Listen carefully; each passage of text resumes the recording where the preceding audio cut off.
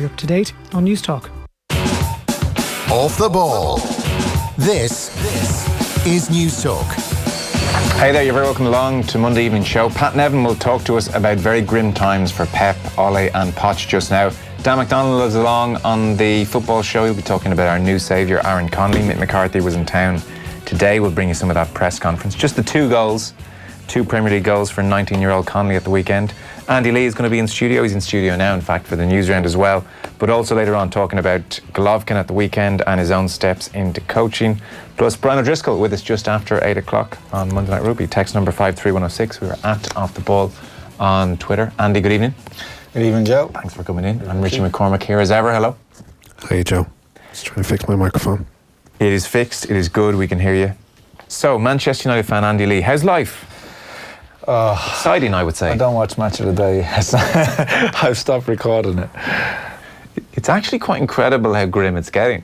It's mad, isn't it? 2 points above the relegation zone, Andy. I know. There's The odds, worst start in 30 years or something. There's odds, like you see them float around, obviously, with sides who are either going, or, you know, not in contention for the league or not in contention for relegation.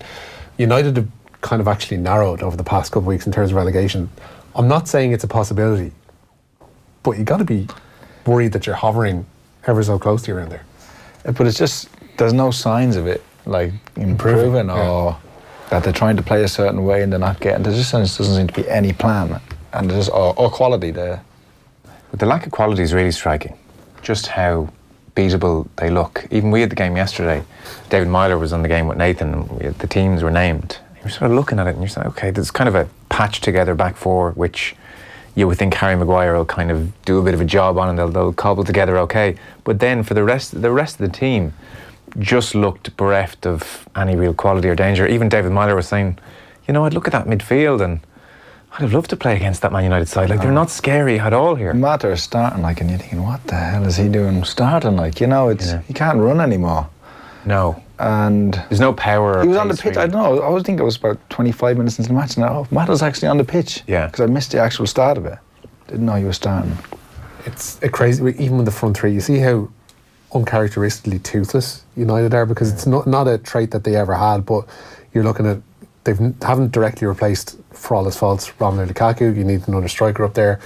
Jesse Lingard is never going to be the answer to anybody's questions in those regards. And Marcus Rashford, who is in danger of going over that peak whereby he could have gone from being a really, really good promising youngster to being an excellent world-class player into he's just going to be another young English forward who ain't going to amount to a hill of beans and will eventually get a deal to Watford or Everton somewhere down the line, and that'll be it. His confidence is shot. Yeah. It shows you how much, you know. We scored 1 goal in 21 games now from play. 1 goal in 21 games from play for Rashford. He touched the ball about 20 times yesterday. 0 shots on target for the whole team on Thursday against Alkmaar. They had 3 yesterday, which was an improvement. In 18 of 21 games, Manchester United scored a goal or less. I mean, whisper it, but they're maybe the most boring team in the league right now to watch. I mean, you must remember great days where it was fun. For the fans who suffered under United for years, you know, it must be great. Like, having grown up in the 90s and watching United perform as they did in the 90s, this is amazing crack. I know. This is just brilliant. May this continue. What's going to happen? What's the play here? I mean, do you sack him? All like all the ex-players are preaching give him time. You know, so they might know something that we don't. Or else it's a toxic kind of culture there. Or else they're horribly biased towards their former teammate, who seems like an incredibly nice man, and they don't want to come out publicly and say he needs to go. I know, but they have their own reputation, especially Gary Neville. You know, I don't think he'd hold back if he fought. Unless they're all embarrassed at the way after the PSG game they were saying things like, give him the contract, sign him up. You know, Rio Ferdinand was in a BT studio waving a sheet of paper going, Ollie, how much do you want? I think Neville interviewed him after the PSG game, was saying, you know, this is done deal. So maybe they're feeling a little bit squeamish, like they can't now turn around 6 months later and say, oh, well, clearly you have to get rid of him. But I don't know. That's their last away win in any competition. Yeah. Their last that seems like a million years ago. Their last away win in the Premier League was February. And that was their last away win in Paris, full stop. So after the international break, they have 5 away games and 1 home game, their 1 home game being Liverpool. So there is the potential for things to get very messy. You wouldn't, I'm sure, as a United fan, like to see Solskjaer being booed off the pitch. No, the fans are still singing his name. Yeah. But how long does that go on for? How long does it last? It's like you could. The thing is, it's gone past the point of it being Solskjaer's problem. He's not a great manager. He's never going to get the best out of that team. But I don't think he get the best. Look out at of decisions that are better team. being made though. Like signing Harry Maguire. I don't know. Yeah, he's nowhere near Van Dijk. He's not even in that league. You know what I mean? And giving that money for him, and like, okay, they go into negotiation with Everton. It drags out for the whole summer, and then they still pay Everton Leicester whatever they want. You know, that's not great. Like negotiation by Woodward, and then like even giving De Gea another contract there recently. He's been a great servant. He has been our best player for a long time. But he's not looking, and his confidence is shot. And like, go on, yeah. They got the young lad who's at Sheffield now in goal. He's doing a good job at Sheffield. He's on United's books. Yeah. And Romero was a good keeper. Like, I don't giving all this money to. And funny actually, Mourinho was on TV a couple of weeks ago, and he was being asked about what goes on at boardroom level, Ed Woodward, and decisions like that being made. And Mourinho was saying, "Yeah, I was really surprised that they gave De Gea that much money at the time because." Real Madrid had got their goalkeeper, PSG had got their goalkeeper. There was actually nowhere for him to go, but it seemed like United hadn't quite twigged that. Whereas if they'd offered him, 50 or 100 grand less a week, he probably would have taken it. So right through the club over the last 5-6 years, the decisions at board level seem to be fairly poor. And that's why it's the point I was going to make. Like, you could put Pep Guardiola at his best in charge of that team. You could put Bob Paisley at his best in charge of that team. You could put Joe Molloy in charge of that team. And arguably, you're going to get the same results as what Solskjaer is getting now. They're in such a mess and shambles and need reorganisation on like a nuclear level that it's not going to work out for the foreseeable. So enjoy that, Andy. Meanwhile, Aaron Connolly, come on in. I mean, 2, 3, 4 weeks ago, Aaron Connolly. It was instant though, his call-up, wasn't it? Pretty much. Yeah. So he scored 2 goals, the first teenager since Robbie Keane, Irish teenager, scored 2 Premier League goals. And then he scored his second goal around 10-3, and by 7 o'clock he'd been called up. Yeah. Helped by the fact that Dave McGoldrick, it seems, is not going to make it, but still, you suspect he might have got the call up anyway. Mick McCarthy was talking today and he was kind of saying, look, I know I said debutants don't generally do well in these bigger games like the ones upcoming, but when you score 2 goals in the Premier League, in fairness, that changes things a little bit. And I don't know if you watched Match of the Day, because I suspect you're being... I watched the second goal, was really good, wasn't it? Brilliant. Yeah. But Shearer and... Who was it? Keown was on last night. Was it the night Murphy before? was on Saturday. Yeah. And was it Shearer? It was Shearer. Yeah. Murphy, yeah. So they were obviously picking out his goals, and anyone can see the goals are good, but they were picking out other bits of movement, which they were saying were really clever. A ball goes in and he can anticipate where it's going to go. He's pulling off a striker, or in the build-up to that second goal, he'd been in a similar position and actually gone left and gone down the line to cross it with the left. So the defender didn't know which way he was going to go. Not a predictable player. And just McCarthy said today he's got a bit of attitude on the pitch. Has he been around on the scene? No, not really. Like, he was Galway and went over to Brighton as a 16-year-old and was out on loan at Luton last year. It didn't go very well for him. He had a few injuries, and by all accounts, he said to Graham Potter, his manager this year, when they were lining up another loan move for him, I didn't come over here to go on loan again. Like, I'm staying here. I'm going to fight for my place. Yeah. And they thought, okay, bit of gumption. We'll see how it goes. And he's obviously been doing well enough in training, and boom, away he goes. Great. Well, we need it. We sure do. 100%. Talking about lack of quality, we need it. Lack of goals, lack of quality. But somebody like, Connolly and Jack Byrne was in here last week, short player, technical player. The John Delaney era has delivered a quality of player that I think we need to celebrate. Oh, God. We are in a weird position whereby we are going to, I don't want to say by accident, because things don't happen by accident, but we're now getting a nice confluence of really good technical players, and a lot of them have now got experience of playing under the guy who's going to be in charge from next autumn onwards, to the point where you can actually be somewhat enthusiastic about the 2 and 3 years to come, where we weren't before. And I don't think from the position of, we're going to qualify for this, we're going to qualify for that, we're going to win some, you can actually turn up to matches and get the sense that you might actually enjoy them. That's the main thing, isn't it? Yeah. It really would be nice. So we are going to talk later on around 8:40 or so. We've recorded this conversation already just in the last hour or so. We're going to talk about Golovkin and your own forays into coaching. You've now gone from not being that interested, having just the 2 fighters. But for people who might not be around later on or mightn't catch it, they can get the podcast. But Golovkin at the weekend, he was pushed. Possibly, like, even in a bizarre way, you were saying Alvarez maybe didn't even push him as much. Yeah, just age catching up with him, changing his training setup, and facing a good young hungry fighter in Derevchenko. So, yeah, huge doubts over him now and how he continues and where he goes next. Where he before this fight he looked indestructible and a machine.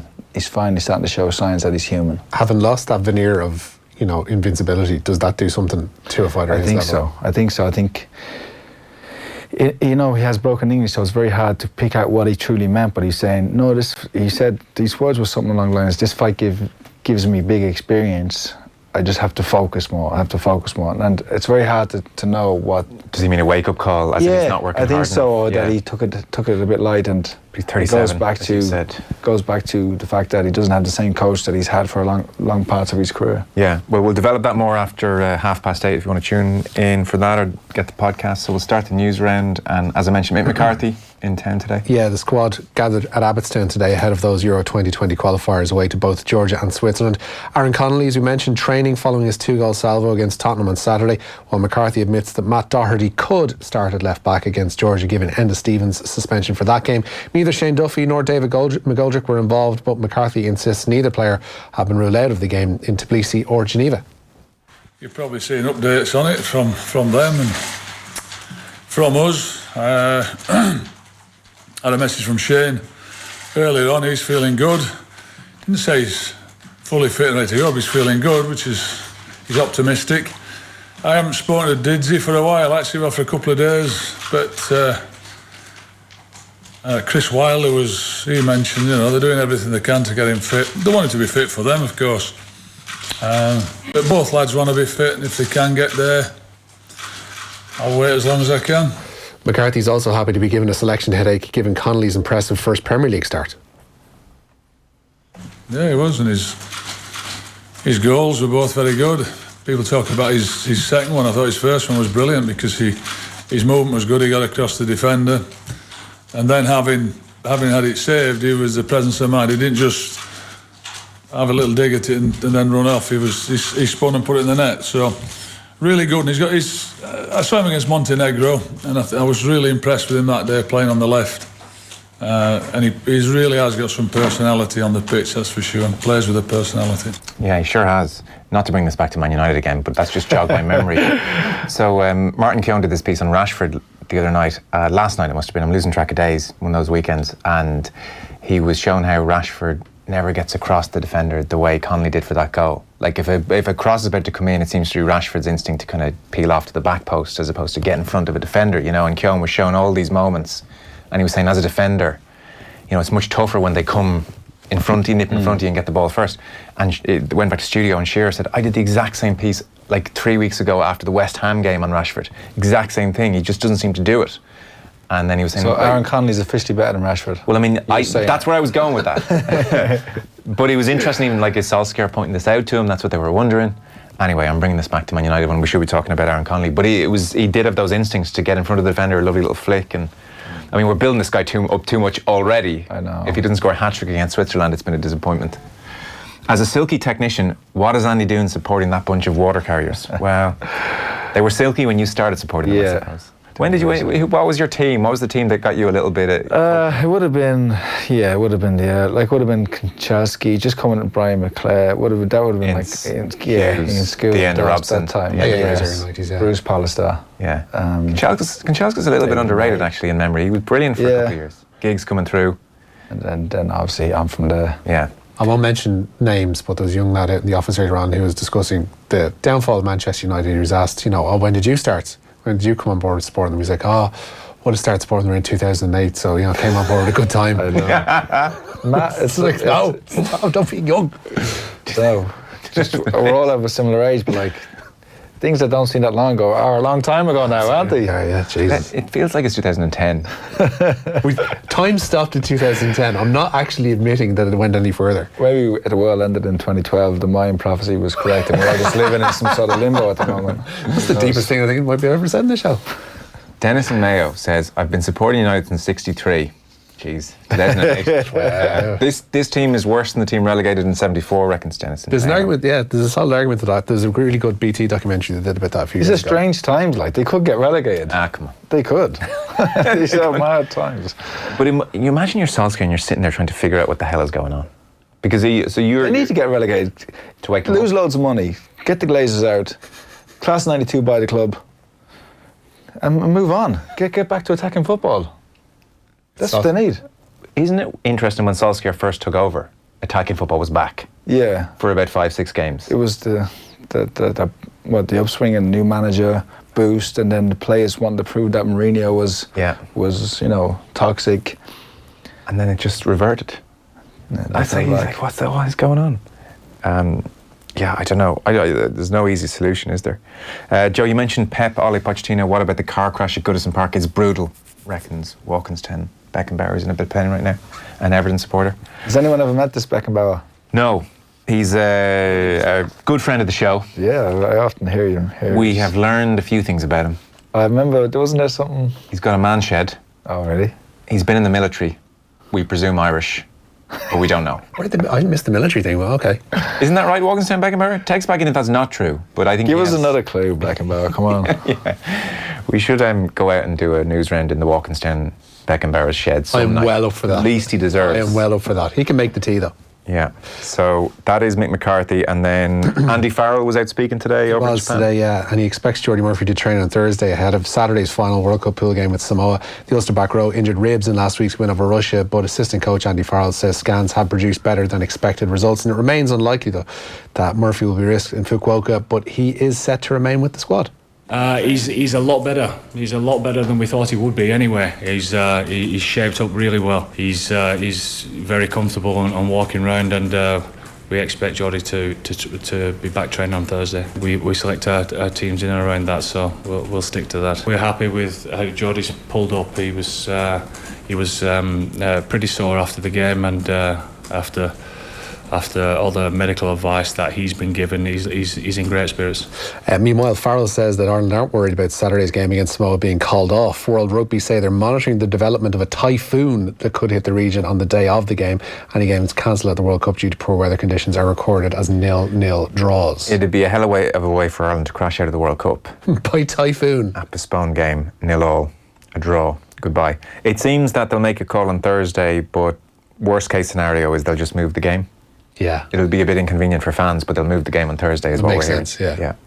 A few more stories. Yeah, Dublin will begin their quest for a 10th consecutive Leinster Football Championship against Westmeath. The draw for the 2020 Championship was made this morning, with Dublin entering at the quarter-final phase. The winner of that game could face Kildare in the semi-finals, with Jack O'Connor's side to play either Carlow or Offaly first. Paul Galvin's tenure in charge of Wexford begins against Wicklow, and the winners will face Meath, while Mike Quirk will begin life in charge of Laois against either Longford or Louth. It's Kerry -2 there.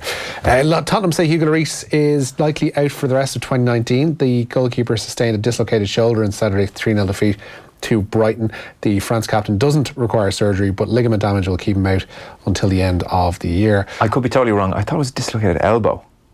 I think you'll be right there. Yeah. Because it was around the elbow that it went. I just feel the shoulder might be better, or not as bad, but it was really horrible looking. Did you see it? I mean, yeah.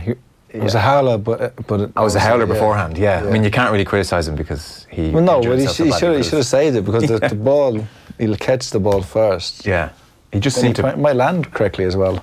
Jeez, taking no prisoners, Andy. Yeah. Elbow. Yeah. It was. Double whammy. It was an unusual one. You never actually see boxers falling and having any dislocated elbows, shoulders, do you? No. We'll talk about Joe Ward later on. That's a know. freak incident, but the way Lloris fell, it was just so innocuous. It can happen that way, though. Yeah. That was like, again, it's just actually it's that Kenny Cunningham pointed out in commentary on Friday during the Bows and Cork game, because it was a goalkeeping howler essentially allowed Bows their only goal of the game, but he was trying to collect a Derek Pender shot from. I know, I had to. He was trying to collect a Derek Pender shot from distance, took it back over the line, but the way he stumbled, Kenny points out that there is that moment where you lose your balance, where you just kind of lose. Technically, you lose control of yourself and you lose your bearings. So he lost a sense of where he was, and I'm sure Lloris, in the same instance, lost how he was falling. So that's how it happened. Because I did play in an underage team where our goalkeeper, if he conceded a goal, generally, an injury, you can't give out to me then. Lloris is really committing to this one. He really is, yeah. He's gone off the boil as well, massively, actually, speaking of De Gea. That's actually been a long time happening. I think it's been underreported to a degree. We'll chat to Pat Nevin in a couple of minutes. It seems that Jack Pitt-Brooke was writing about it. It seems that the Spurs players have got a bit tired of the Pochettino way. It's a lot of work. Some of them are just a bit fed up with it. And But it's been the same squad for like 5 years under the same manager. That happens. Yeah. No matter where it is, no matter how good things have been. Yeah. People get sick of the same thing. And they measure like the average number of pressing sequences, they now call them, which I think is where the opposition is 3 passes or fewer because you've pressed them and they've had to get rid of it. So they used to be kind of amongst the very top, and now I think they're 16th in the table. They've just stopped pressing as a team the way they used to. So I don't know what's going to happen there. Interesting times. You've got Florentino Perez who wants to get rid of Zidane. You've got Solskjaer under big pressure, and potentially you've got Pochettino coming on the market. So say Pochettino comes on the market and Man United know that Madrid might want him and Madrid know that United might want him. Does that push one of them to act with Solskjaer or with Zidane? That's all kind of looming. I've no insight. Well, as we into that, found but out I'm with the just De wondering. Gea contract negotiations, United aren't all that savvy when it comes to that sort of thing. Yeah. Right, we've got to go. Any last story you want to quickly mention? Mo Salah suffered nothing more than a twisted ankle in Saturday's win over Leicester. The Egyptian forward was challenged by Hamza Chowdhury late in the game, with Jurgen Klopp calling the tackle dangerous as hell. Salah had already been excused from international duty this week, and he'll continue to receive treatment during the week. And his next game should be away to Manchester United. Full circle this Newsround on October the 20th. Very good. Just finished Andy's autobiography. Inspirational stuff, says Tom in Galway. He's a nice Thanks, guy. Tom. I presume you're still getting the odd tweet from people getting it. Yeah, it's nice. He's very the William nice. Hill Book of the Year nominee. Well, it's still sitting very. I was in Easton's at the weekend, still very prominently up, and they haven't buried it yet. Yeah, no. Well, like Kilban's autobiography. I wanted it to have some longevity, you know, that you could read it whenever. Yeah. In 10 years' time, it might still be relevant. So thanks, Tom. Good man, Tom. Andy's going to be back around 8:30. We'll talk about the weekend's boxing and his own baby steps into coaching. In the meantime, Brian O'Driscoll after 8 o'clock, and Pat Nevin up next. Off the ball on News Talk. At Energia, we are proud to be the power behind Irish rugby. So as well as bringing positive energy to every game, we're also bringing great savings to everyone who switches to Energia. Save up to €597